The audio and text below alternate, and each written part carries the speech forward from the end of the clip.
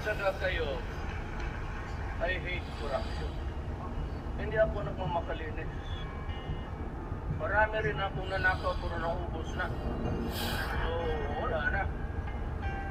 Kaya na, hindi ako namakit pero... Yan ang perfect example ng isang bangag. Tingnan mo guys ha. Ang sabi niya, I hate corruption. Pero, dinugtungan niya, hindi ako nagmamakalinis. Marami rin akong nanakaw, pero naubos na. Eh kung hindi ka ba naman bangag, sasabihin mo, I hate corruption. O di ba yung pagnanakaw ay isang malinaw na korupsyon? Yan yung sinasabi ko. Etong mga DDS na to, panay ang sabi kay PBBM ng bangag. Pero tingnan mo nga yung kanilang idolo. Ngayon, iba sasabihin, bukas iba, sa susunod, iba na naman. Sa susunod, babawiin, tapos sa susunod, iba na naman. Oh, bangag na bangag.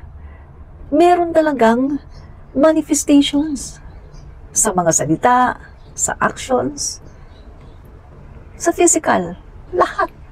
Kitang-kita mo talaga ang pagiging bangag. Yan talaga. Perfect example ng isang bangag.